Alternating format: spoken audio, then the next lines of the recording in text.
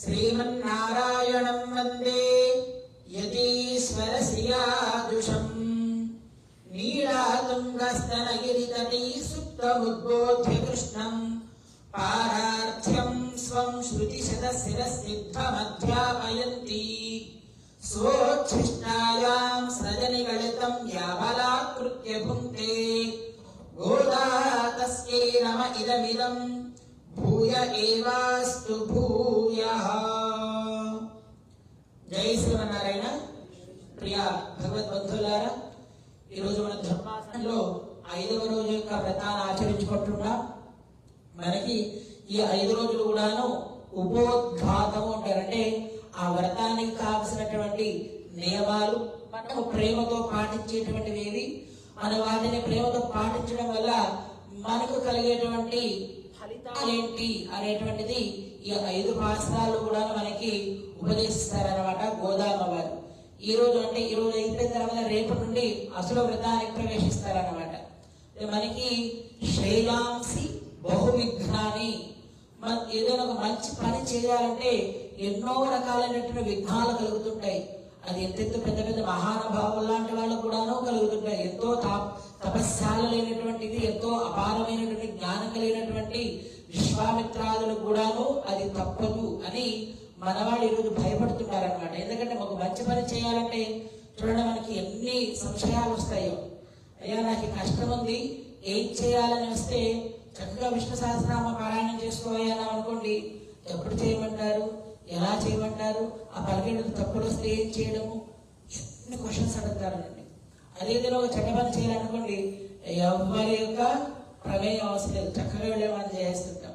ఒక మంచి పని చేయమంటే చాలా క్వశ్చన్స్, మనలోనే సందేహాలు ఏర్పడుతుంటాయి. అది చేస్తే మనకు ఫలితం వస్తుందా లేదా అనేటి కూడా మనకి సమ్ టైమ్స్ ముందుకు వెళ్ళలేకుండా ఆపేస్తుంటాయి అనమాట. అలాగే ఈ రోజు ఉన్న వాళ్ళకి కూడాను ఆపేస్తుంది. మనకి రామచంద్రుడికి ఆయనకి పట్టాభిషేకం చేద్దామని కంగణ ధారణ చేశారు వశిష్ఠుల వారు. కానీ ఆయన ఏమయ్యాడు, అడవులు పాలయ్యాడు. అవునా కాదండి? ఎంత గొప్పవాడు రామచంద్రుడు, అతనికే తప్పలేదే, మనగతి ఏంటి అని వీడు భయపడుకుంటుంది అనమాట. ఓని కృష్ణుడు ఆయన సంకల్పించి ఆ భూలోకాన్ని మొత్తం సృజించి యమునా నది తీరంలో విహరించి అందరిని కాపాడేటువంటి వాడు కృష్ణుడికే ఆయన, మీరు వినాయక చవితి రోజు కథలు వింటుంటారు కదా, అపనిందకు గురయ్యాడు అని. అలాగా ఆయన కూడా అపనిందకు గురయ్యాడు. మన పనేంటి, మనం అవసరమైనటువంటి చిన్న ఆడపిల్లలం కదా, మరి మనం పని ఏంటి, మన యొక్క గొప్పదనం ఏంటి, మన ముందుకు వెళ్ళగలమా, ఆ వ్రతాన్ని చేయగలమా, లేదా మధ్యలో ఆపేస్తామా అనేటువంటి ఇలాంటి సందేహాలు చాలా పట్టుకుంటాయి వాడికి. అయితే అందులో ఒక గోపిక చెప్తుంది, క్షీయంతే దాస్య కర్మాణి తస్మిన్ దృష్టే పరావలే. ఎవరైతే భగవన్నామాన్ని స్మరిస్తారో అటువంటి వాళ్ళకి చేసిన పాపరాశి మొత్తం కూడా క్షీయంతే, అది కూడా క్షీణించిపోతుంది. మనకి చేసేటువంటి పనులు అడ్డుపడేటువంటి కర్మలు ఉంటాయి. మనంతా అదృష్టం అంటున్నారు కదా, అదృష్టం అంటే ఏంటి, కంటికి కనబడనటువంటిది, దాన్నే కర్మము అంటారు. అవి 2 రకాలుగా ఉంటాయి, పాపము పుణ్యము. వాటిని మనం మోస్తూనే ఉంటాం, కానీ అవి లోపల మనకు కనబడదు. ఎన్నో కోట్ల జన్మలను మోస్తూనే ఉన్నాము, స్టిల్ ఇప్పుడు కూడా మోస్తున్నా మన కంటి కనబడదు. మనకి ఎలాగంటే మీరు చూడండి, మీరు ల్యాప్టాప్ లో సాఫ్ట్వేర్ ఉంటుంది కదా, పైన ఉన్నవన్నీ కనబడతాయి, కానీ సాఫ్ట్వేర్ కనబడుతుందా అండి? ఓపెన్ చేస్తే పని చేస్తుంటుంది. అలాగే ఈ కర్మ అనేటువంటిది మన లోపల ఉంటుంది, కానీ అది మన కంటికి కనబడదు. అదృష్టం, కంటికి కనబడనటువంటిది. అదేం చేస్తుంటుందంటే మనం చేసేటువంటి పనులు ఇదివరకే చేసిన కొంత కర్మ ఈరోజు ఏదైనా మంచి పని చేద్దామంటే దాన్ని ఆపేస్తుంటుంది. అవి 3 రకాలుగా విభజిస్తారండి. అది సంచితము, ప్రారంధము, ఆగామి అనేటువంటి 3 కర్మలు. ఆల్రెడీ ఇదివరకే చేసి కొంత స్టాక్ మన ఇంట్లో పెట్టుకున్నాం అనమాట. అది సంచితం. అంత సంచిలో వేసి పెట్టారనుకోండి, దాన్ని తీసుకొని వండుకొని తిందామని తీసుకొని దాన్ని వండి పళ్ళెల్లో పెట్టుకున్నారు. అది ఆ ప్రారంధం. ఏమంటారు ఆగామి, దాని ముందు వచ్చే ఫలితాలని ఆగామి అంటారు. ఇంకా ఈజీగా చెప్పాలంటే మీకు ఒక బోయవాడు తన అంబులో నుండి ఒక బాణం తీస్తాడు. ఆ అంబులో ఉండేటువంటి సంచితాలు దాన్ని తీసుకొని ఆల్రెడీ ఆ బాణంలో పెట్టి ఎక్కువ పెట్టి ఉంచుకుంటాడు కదా, దాని ప్రారంభము అని అంటారు. ఆగామి అంటారు. ప్రారంభం అంటే ఆల్రెడీ వదిలేసినటువంటి దాన్ని. 3 కర్మలు అన్నమాట. సంచితం అని ఆల్రెడీ చేసుకున్నటువంటి కర్మలు, ఆ కర్మలో మనకి అనుభవించడానికి భగవంతుడు ఏ ఏ కర్మలను ఎలా చేశావో దానికి తగినటువంటి బాడీస్ శరీరాలు మనకి ఇస్తుంటాడు, తాను తగినటువంటి సిచ్యువేషన్స్ మనకి కల్పిస్తూ ఉంటాడు. ఇది రెండవది. ఇది ప్రారంభ కర్మము అంటారు. ఆగామి అంటే ఆల్రెడీ చేస్తూ ఉన్నటువంటి కర్మల ద్వారా మనకి కొంత యాడ్ అవుతూ ఉంటుంది అన్నమాట. ఇది ఆగామి. 3 కర్మలు కూడాను మనం ముందుకు వెళ్ళకుండా ఆపేస్తున్నాయి కదమ్మా, ఎంతో పెద్దవాళ్ళకి ఆగిపోతున్నారు, మరి మనం వెళ్ళగలమా అని వీళ్ళకి భయపడుతుంటుందండి. భయం పట్టుకుంటే మేము భయం అవసరం లేదంటారా, మనకి ఆ కర్మలను కూడా భగవన్ నామం చెప్తే హరతి పాపాని దుష్ట చిత్తైరపి స్మృతః అనిచ్చయాపి సంస్పృష్టో దహత్యేవ హి పావకః. హరి అని నామాన్ని పలుకుతే చాలు మన పాపాలన్నీ పోతాయి అని అంటారు. అదేంటమ్మా అలా అంటావు? మరి వేదం చెప్తుందో కదా, కృతం కర్మ శుభాశుభం అవశ్యం అనుభోక్తవ్యం, కృతం కర్మ శుభాశుభం. మనం చేసినటువంటి శుభం అంటే పాపము, అశుభం అంటే పాపము, శుభం అంటే పుణ్యం. ఇవి చేసినటువంటి ఏ మనిషి అయినా వాడు చేశాడంటే వాడిని అవశ్యం అనుభోక్తవ్యం, వాడు కంపల్సరీ వాడు అనుభవించాల్సిందే అని శాస్త్రాలు చెప్తున్నాయి కదా. మనము ఎలాగ మరి వాటిని అన్నిటిని కూడా అధిగమించగలము అని చెప్తున్నారు అనమాట. యథా పుష్కర ఫలాశే అపో నశిష్యతే. మనకి భగవన్నామాన్ని కనుక మనం స్మరించినట్టయితే మనకి తామర పువ్వు ఉంటుండ, ఆకు చూసేది కదా, దానిపైన నీటి చుక్కలు వేసామనుకోండి, తామరాకు కంటుతుందా? అంటదు. అది అంటకపోగా తనకు కావలసినటువంటి ఆ పనిని తను చేసుకుని ఆ నీటిని వదిలేస్తూ ఉంటుంది అనమాట. అలాగే మనం భగవంతుడి యొక్క నామాన్ని కనుక పట్టుకున్నట్టయితే మనకి ఆగామి కర్మలు రావండ్రా అని ఒక ఆమె చెప్తున్నారు. సరే, ఆగామి కర్మలేమో రావంటున్నారు, మరి సంచిత కర్మలు ఇదివరకు చేసినట్టున్నాయి కదా, మరి వాటి పని ఏంటి? అవి వచ్చి మనల్ని బంధిస్తాయి కదా అంటే దాని యొక్క ప్రమేయం కూడా మనకి అవసరం లేదు. ఎందుకనంటే ఆయన భగవద్గీతలో చెప్పుకున్నాడు, రామాయణంలో చెప్పాడు, సకృదేవ ప్రపన్నాయ తవాస్మిత్ చయాచతే అభయం సర్వభూతేభ్యః తదామి తద్వ్రతం మమ. అయ్యా నేను వ్రతాన్ని కోరుతున్నానయ్యా, ఒక్కసారి కనుక మనసారా నేను నీకు దాసుడయ్యాను అని ఇక్కడికి వస్తుంటాం, ఆ చుట్టూ ఉండే వాళ్ళందరూ కూడా సేవించుకుంటూ వెళ్తుంటాం. అలా కాదు, నేను నిన్నే శరణు పెడుతున్నామని అనన్య గతికోణమై, వేరే యొక్క గతి నాకు లేదయ్యా, ఈ భూలోకంలో వేరే దారి లేదయ్యా, నాకు నీ పాదములే నాకు శరణు అని అనన్య గతికోణమై ఒక్కసారి సకృదేవ ప్రపన్నాయ నేను నీ వాడిని అని అనగలిగితే చాలు.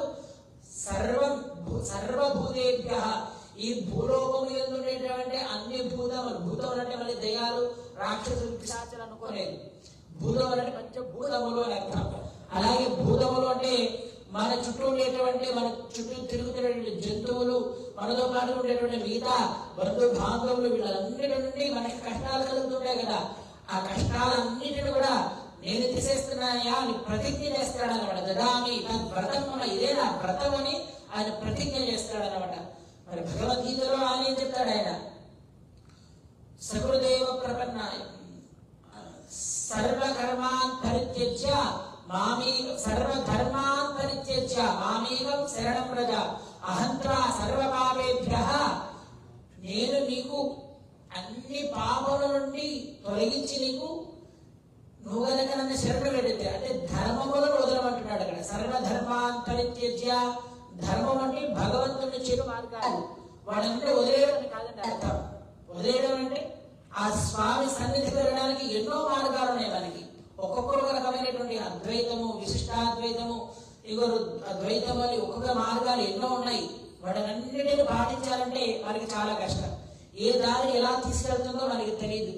దాన్ని నేర్పేటువంటి ఆచార్యుడు ఉండాలి, వాడిని ఆశ్రయించాలి. తనని ఆశ్రయించి తన ద్వారా వెళితే మనం భగవంతు సాహిత్యాన్ని పొందగలుగుతాం. మరి ఇన్ని ధర్మాలు ఉన్నాయి కదా, ఇన్ని ధర్మాలు కూడా వాళ్ళు ఎక్కడ ఆపేస్తాయో మనకు తెలియదు. కనుక నీకు అటువంటి బెంకేం లేదయ్యా. సర్వధర్మాన్ పరిత్యజ్య, వాటిని అన్నిటిని వదిలి కానీ నన్ను మాత్రం పట్టుకో. మామేకం శరణం వ్రజ, నన్నొక్కడే పట్టుకో, నన్నొక్కడే శరణ వేడు. నిన్ను నేను అభయం సర్వభూతేభ్య అని రామాయణంలో ఆయన చెప్పినట్టుగా శ్రీకృష్ణుడు భగవద్గీతలో సర్వ పాపేభ్య, ఈ సర్వ పాపము నుండి ఇదివరకు కర్మములను చెప్పుకున్నాం కదా మనం, సంచితము ఆగామి ప్రారంభం అని అన్ని కర్మముల నుండి నేను నిన్ను తొలగించి నా దగ్గర చేర్చుకుంటానయ్యా. మోక్షయిష్యామి మా శుచః, వేడవద్దు, నేను నిన్ను నా దగ్గర చేర్చుకుంటా అని ఆయన చెప్పాడు అన్నమాట. సో అలాంటిది భగవన్ నామం మన దగ్గర ఉండగా మనకి ఎందుకలా భయం అని ఇంకో కామెంట్ ఉంటుంది అనమాట. మరి ఆయన భగవన్ నామము ఎవరో గొప్పవాళ్ళకి పనిచేస్తుందేమో, అందరికి పని చేస్తుందో పని చేయదో అని ఇంకొక కొంతమందికి సందేహం వస్తుందండి. మరి చూడండి, ఆ మాటను విశ్వసించిన వాడు అర్జునుడు కనుక ఆయన పాదాలు పట్టుకున్నాడు. ఎంతమంది విలువలు, ఎంతెంతో విద్య కలిగిన వాళ్ళు, ఎంతెంతో మందిని మట్టి కనిపించిన వాళ్ళు వచ్చి ముందు నిలబడినా వాళ్ళందరినీ కూడా ఒక మాయలో పడి వాళ్ళందరినీ కూడా పంపించేశాడు అనమాట. భీష్ముడు వాడండి తన శర బాణాలకి తట్టుకోలేక అర్జునుడు భయపడిపోతుంటే ఆడిన ప్రతిజ్ఞను కూడా వదిలిపెట్టి చక్రాన్ని పట్టుకున్నాడా లేదా? శరణ వేడితే తాను చేసిన ప్రతిజ్ఞను కూడా ఉల్లంఘించాలి వస్తాడంటే అర్జునుడు ఎంతో గొప్పవాడు, గీతోపదేశం పొందినవాడు కనుక తనను రక్షించాడండి అని అంటారు. అయ్యో అర్జునుడే కాదంటే వాళ్ళ భార్య ద్రౌపది దేవి ఆ రోజు నిండు సభలో వస్త్రాపరానికి గురైనటువంటి ద్రౌపది దేవి గోవింద పుండరీకాక్ష రక్షమాం శరణాగతాం అని ఒక్కసారి అనగానే ఎక్కడో ఉన్నటువంటి ఆయన, వీళ్ళు ఎక్కడ ఉన్నారు? ఇలా హస్తినాపురంలో ఉన్నారు. స్వామి ఉండేది ఇక్కడ ద్వారకలో, అక్కడి నుంచి ఇక్కడికి ఎంత దూరం అండి రావడం. కానీ ఆయన రాలేదట.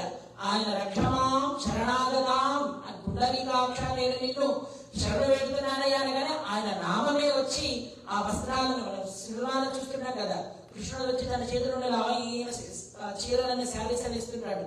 అది సినిమా అది, కానీ మూలంలో అలా లేదండి. ఆయన నామమే ఆ మంత్రాలు, ఆయన నామమే, ఆయన మంత్రమే ఆమెను కాపాడింది, అన్ని వస్త్రాలు ఇచ్చిందని చెప్తారు. అంటే ద్రౌపది దేవి కూడాను వస్త్రాలు స్త్రీ పురుషులకు కదా వాళ్ళు. మనకేమో వాళ్ళు ఇదివరకే కొంత జ్ఞానం అడుగుతుంది. ఎందుకంటే వశిష్ఠుల వారు వాళ్ళకు ఉపదేశం చేశారు. అమ్మా నీకేమైనా మహది ఆపది స్థితే, నీకేమైనా పెద్ద కష్టం ఏర్పడితే స్మర్తవ్యం భగవన్ నారాయణో హరి, భగవంతుడి యొక్క నారాయణుడి యొక్క నామాన్ని కనుక స్మరించినట్లయితే నువ్వు ఎటువంటి ఆపదలో ఉన్నా నేను ఆయన కాపాడుతాడు అని వశిష్ఠుల వారు వచ్చినప్పుడు ద్రౌపది దేవికి చెప్తాడండి. తన స్మరణ పెట్టుకుని అదే గురుగారిని ఫాలో అవుతుంది.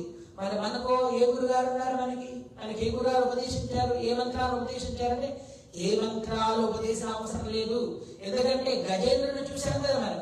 గజేంద్రుడు ఆయన ఏ గురుగారు దగ్గరికి వెళ్ళాడు, ఏ విద్యను అభ్యసించాడు, ఏ వేద శాస్త్రాలను వల్లించాడు ఆయన, ఇక్కడ చదువుకున్నాడు ఆయన. గజం నీటిలో మనకి ఇదపరంగా నాకు ఏమి లేదయా, నిన్నే నాకు గతి అని రక్షించాలగానే ఎక్కడో వైకుంఠంలో ఉండే ఆయన కూడా చెప్పకుండా, వాళ్ళ ఆవిడ కూడా చెప్పకుండా పరుగు వచ్చి రక్షించలేదా? మరి మనిషి కాదు, బుద్ధి కలిగిన వాడు కాదు, బుద్ధి లేనటువంటి జ్ఞానము లేనటువంటి అజ్ఞానామృతమైన జీవులు కూడా రక్షించే నామం అంత గొప్ప నామం ఉండగా మనకి భయమేలా? పదండి అని ముందుకు సాగుతారన్నమాట. ఈ రోజు భాస్కరాన్ని అనుసంధానం చేసుకొని ఎటువంటి ఆ నామ మహిమో, ఆ నామం మనకి ఏం చేస్తుందో, మనం ఎలా ఉంటే అది వాళ్ళని రక్షిస్తుందో అనేటువంటి విషయాన్ని మనం తెలుసుకునేటువంటి ప్రయత్నం చేద్దాం. ஆண்டாள் திருவடிகளே சரணம்.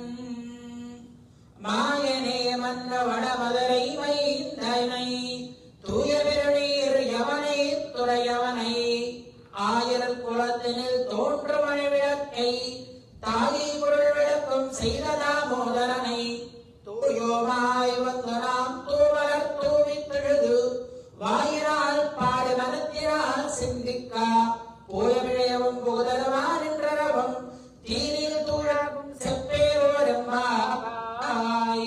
పలకండ్రా, చెప్పు అంటే పలకండి అంటారు. ఏం పలకమంటావమ్మా? ఏ నామాన్ని పలకమంటావు? విష్ణు సహస్రనామంలో 1000 నామాలు ఉన్నాయి కదా, ఏ నామాన్ని తీసుకోవాలి? ఏ నామమైనా పలకించండి.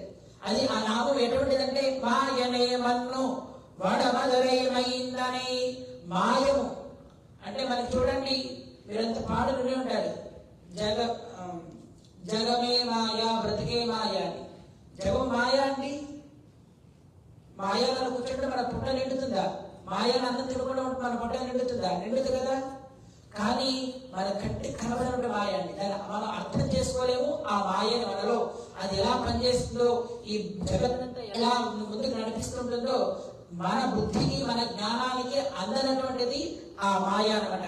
ఈ జగత్ సృష్టి కారణమైన వాడిని మాయా దురత్యయ అంటారు. అంటే ఈ మాయ నుండి బయటపడాలంటే ఎవరిని పట్టుకున్నా మనం బయటపడలేము. ఆయన నామాన్ని కనుక, ఆయన పాదాలు కనుక పట్టుకుంటే మాత్రం తప్ప వేరే దారి మనకు ఉండదు అంటారు. అటువంటి మాయావి ఆయన. ఎక్కడుంటాడు ఆయన? వైకుంఠంలో ఉంటాడట ఆయన.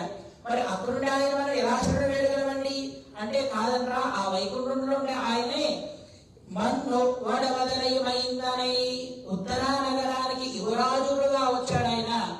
మధురా నగరం అంటారు కదా, ఆ ఉత్తర మధురలో ఆయన పుట్టాడు అనమాట. ఎలా పుట్టాడు ఆయన? దేవకి వసుదేవ గర్భం నుండి ఆయన పుట్టాడు. ఆ పుట్టినప్పుడు కూడా ఏమి చేయలేకపోయాడండి ఆయన. కంసుడు ఎంత బలిష్ఠుడండి, ఏం చేయలేకపోయాడు. అతను కూడా మాయపరిచి అక్కడ నుండి ఆయన ద్వారకా నగరానికి చేరుకున్నాడు అన్నమాట. అలాగే నందగోపుడి యొక్క వ్రజానికి చేరుకున్నాడు అన్నమాట. అటువంటి మాయ కలిగిన వాడి యొక్క నామాన్ని మనం పలుకుదాము. యమనై తురయవనై పరిశుద్ధము కలిగినటువంటి నీతిని కలిగినటువంటి యమునా నది తీరమున విహరించేటువంటి వాడి యొక్క నామాన్ని పలుకుదాము. మనకి గోదావరి నది గొప్పదా లేదా యమునా నది గొప్పదా అంటే యమునా నదియే చాలా గొప్పది అంటారండి. ఎందుకో తెలుసా? రామచంద్రుడు అడిగిన సీతను చూసావా అని అడిగితే గోదావరి భయపడుతుందండి. రామచంద్రుడు అడుగుతున్నా భయపడుతుందండి. ఎందుకంటే రావణాసురుడు ఏం చేస్తాడని భయపడుతుందట. కానీ యమునా నది అలా కాదండి. నందగోకులానికి వెళ్ళాలని ఆ దాంట్లో గుట్టలో పెట్టుకొని తల మీద పెట్టుకొని వసుదేవుడు బయటకు రాగానే యమునా నది తన దారినిచ్చి అటు వెళ్ళి వచ్చేటప్పుడు కూడా దారినిచ్చిందండి. కంసుడు భయపడలేదు. వాడు ఏం చేస్తాడు? రామకృష్ణుడు ఇక్కడ ఉండగాని భయపడలేదట. అందుకని యమునా నదియే చాలా గొప్పది అంటారు అనమాట. అటువంటి యమునా నది తీరమున విహరిస్తున్నటువంటి వాడి యొక్క నామాన్ని మనం పలకదామంటారు. అక్కడ విహరించేటువంటి వాడు ఎవడు అని అంటే, ఆయర్ కులత్తినది తోండ్రు మణి విளக்கை. ఆయర్ కులత్తినది అంటే గోప వంశంలో పుట్టినటువంటి వాడు. ఆ వంశంలో పుట్టి ఆ వంశానికి మణి దీపం లాంటి వాడు. మనం దీపం వెలిగించుకున్నాం అనుకోండి, 2 ఒత్తులేసి 2 బస్సు వెలిగిస్తుంటా, నూనె అయిపోయితే ఆగిపోతుంది, మళ్ళీ ఒత్తులైపోయినా ఆగిపోతుంది. కానీ ఈయన అలాంటి వాడు కాదు. మణి విளக்கு సహజంగానే కాంతి కలిగినటువంటి వాడు. ఆ ఆయుర్వేద గోప వంశానికి శివమణి లాంటి వాడి యొక్క నామాన్ని మనం పలుకుదాము. ఆ నామం ఏం చేసింది? వాడు ఎలాంటి స్వామి ఇక్కడికి వచ్చిన వాడనంటే, తాగి కుడలు వెళక్కుం సైద దామోదరనై తల్లి గర్భాన్ని ప్రకాశింపచేశాడు. అంటే దేవకి యొక్క గర్భం నుండి బయటకు రాగానే వాళ్ళకు ఉండేటువంటి సంఖ్యలన్నీ కూడా పగిలిపోయాయి అనమాట. అవన్నీ కూడా ఆయన పుట్టింది ఎప్పుడు? రామచంద్రుడు మధ్యాహ్నం పుట్టాడు. ఈయన మిడ్ నైట్ లో పుట్టాడు, మధ్యరాత్రిలో పుట్టాడు అనమాట. ఎక్కడ పుట్టాడు? జైల్లో పుట్టాడు. చూడండి, మనకి నైట్ అనేటువంటి డార్క్ అంటే అగాధం, కష్టాలలో పడిపోయి నీకు ఎన్ని బంధాలు చుట్టుకొని ఉన్నా ఒక్కసారి కనుక కృష్ణ నామాన్ని మనసులో స్మరిస్తే ఆ దేవకీ వసుదేవుల జీవితంలో ఎలాగైతే ఆయన వెలుగు నింపాడో అలాగే నేను కూడా నింపుతానంటాన్ని తెలియజేయడానికనే ఆయన మధ్యరాత్రిలో ఆ జైలులో బంధికాలంలో ఉండేటువంటి వాళ్ళ కడుపున ఆయన పుట్టాడనమాట. అది ఆయన గొప్పతనం. అటువంటి యొక్క నామాన్ని మనం పలుకుదాము. ఆయన ఏం చేశాడు? ఇంకా సైద దామోదరనై ఈ జగత్ సృష్టి అంతా కూడా తన కడు మాయతోటి కట్టేసి పడేసి ఇందులో తిరిగేట్టు చేస్తున్నాడు ఆయన. ఆయన కట్టేదామని దుష్ట చతుష్టయం, కర్ణుడు, దుర్యోధనుడు, శకుని వీళ్ళందరూ కూడా దుశ్శాసనుడు అందరూ ప్రయత్నించారు కడదామని. దొరకాడు ఆయన? దొరకలేదు. ఏం చేద్దామన్నా దొరకడాయన. కానీ తల్లి ప్రేమకి ఆయన లొంగిపోయాడండి. ఎన్ని చుట్టినండి తన యశోదాదేవి దామోదరని ఆ చుట్టడం ద్వారా ఆ ఉదరము పైన ఆ గుర్తులు అలా ఉండిపోయాయట. అన్ని సార్లు చుట్టిందట. ఎలా దొరికాడండి ఆయన? అంత పెద్ద బలశాలని నలుగురికే దొరకని వాడు ఈయనకి ఎలా దొరికాడు అంటే భక్తి ఎందున్నటువంటి ఆ ప్రేమకి ఆయన లొంగిపోతారు. శైల దామోదరని అటువంటి వాడి యొక్క నామాన్ని పలుకుదా మనము. మరి ఎలా అతని యొక్క నామాన్ని పలకాలంటే ఆయన నామాన్ని పలకాలంటే మనం శుచిగా ఉండాలి. శుచిగా ఉండాలంటే ఏముందండి, మా ఇంట్లో మంచి ట్యాప్ లో వాటర్ వస్తాయండి, మంచి సోపు పోసుకొని షాంపులు పోసుకొని శుద్ధి అవుతారంటే ఆ శుద్ధి కాదు, శరీర శుద్ధి. మన మానసిక శుద్ధి ఏర్పడాలంటే తన నామాన్నే స్మరిస్తూ ఉంటే తన తప్ప మనకి వేరే గతి లేదు అనేటువంటి భావం మనకి ఎప్పుడు కలుగుతుందో అప్పుడు మనము శుచి భూతలం అవుతాము అంటారు. దేహ శుద్ధి శుద్ధి కాదు, మానసిక శుద్ధియే శుద్ధి. ఆ మనసికి శుద్ధి ఏంటిదంటే భగవంతుడి తప్ప మనం రక్షించేవాడు ఎవడు లేడు. అలాంటి శుద్ధులమై పరిశుద్ధులమై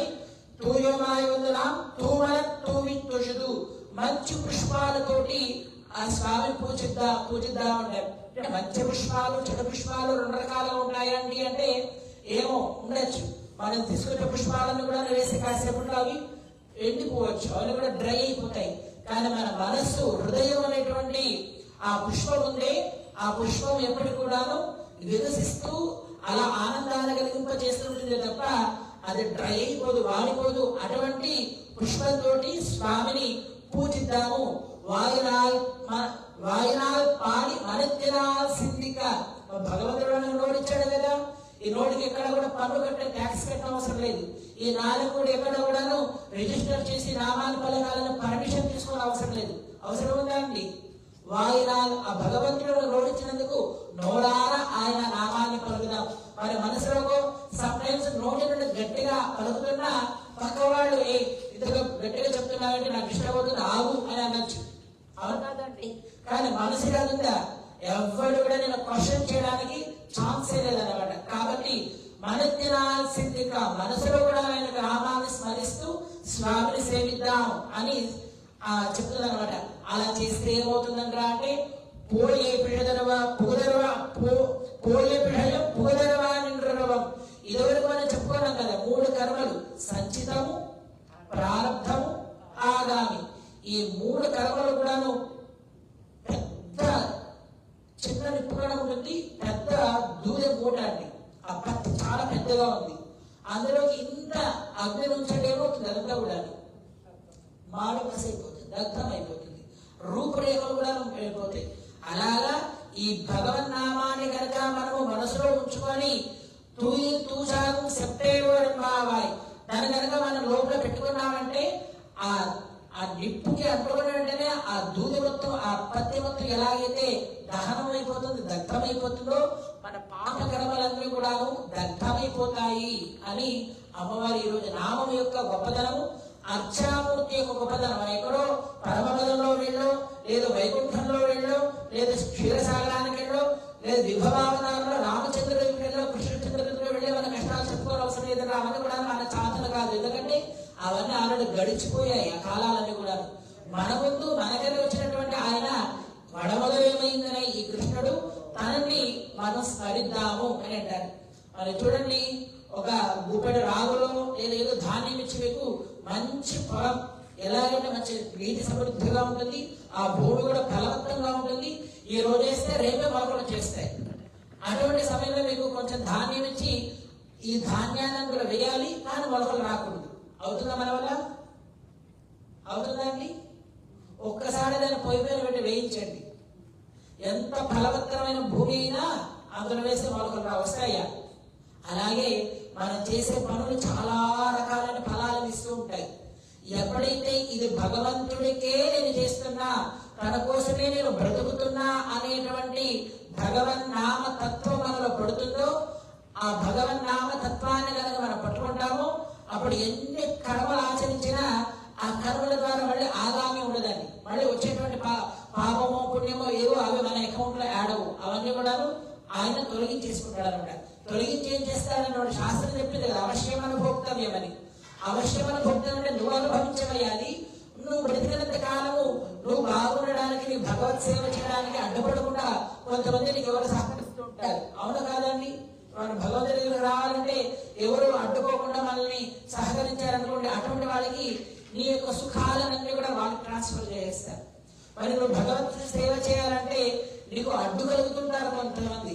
అటువంటి వాళ్ళకి నీ కష్టాలు నీ పాపాలని ట్రాన్స్ఫర్ చేస్తా. నీ పైన ఏ కర్మము ఉంచకుండా నిన్ను నా దగ్గరికి చేర్చుకుంటా అని భగవంతుడు చెప్పినట్టు విషయాన్ని ఈరోజు అమ్మవారి భాషలో చాలా అందంగా తెలియజేశారు. రేపు ప్రజల వాళ్ళందరూ కూడా బయలుదేరదామంటే సిద్ధమవుతారు.